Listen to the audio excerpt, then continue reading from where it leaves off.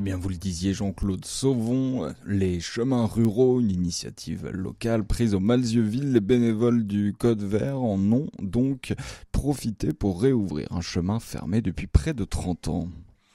Et oui, Louis, sauvons les chemins, un chantier participatif qui s'est déroulé, vous l'avez dit, au Malzieuville hier, organisé par le Codé Vert, le collectif de défense des loisirs verts. Les bénévoles ont réouvert un chemin fermé depuis 30 ans et débroussaillé plus de 400 mètres.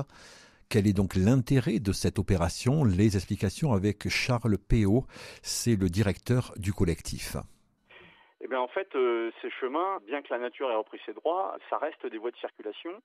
D'abord, ce sont des éléments qui constituent un patrimoine inestimable, qui nous est envié d'ailleurs par des pays voisins.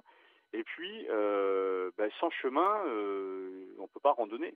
Voilà, donc il est nécessaire d'abord de maintenir les chemins existants en bon état, en état de praticabilité, ce qui n'est pas évident. Et puis, c'est toujours bien, parce qu'il y a de plus en plus de monde qui apprécie d'aller se balader dans la nature.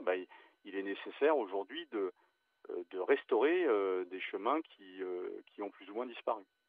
Depuis quelques décennies, le matériel des agriculteurs, les tracteurs notamment, voilà, tout le monde peut le voir, ce matériel a pris de l'embonpoint et souvent, ces tracteurs ne peuvent plus circuler dans les petits chemins bocagés qu'on connaissait avant. Et c'est pour ça, d'ailleurs, c'est en grande partie à cause de ça que les chemins disparaissent. C'est parce qu'ils ne sont plus utilisés par des véhicules, des tracteurs ou autres. Ces chemins étroits, plus étroits, là, il faut l'intervention humaine pour l'entretien. Et les communes n'ont pas vraiment de moyens. D'abord, elles n'ont pas l'obligation de les entretenir, et ensuite elles n'ont pas forcément les moyens financiers de le faire. Donc c'est pour ça que c'est important, d'une part, que les utilisateurs, les randonneurs, quels qu'ils soient, montrent qu'ils sont attachés à ce patrimoine en donnant un peu de leur temps et de leur énergie. Et puis d'autre part, c'est important ensuite que ces chemins soient utilisés.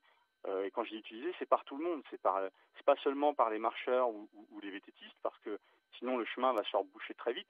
Il faut aussi laisser circuler les véhicules motorisés, les randonneurs à moto, en quad, en 4x4, parce que c'est le passage de ces véhicules qui va empêcher la broussaille de revenir trop vite. Et le chemin débroussaillé au Malzieuville a été débroussaillé sur 400 mètres au départ du chemin de la Fontoubette.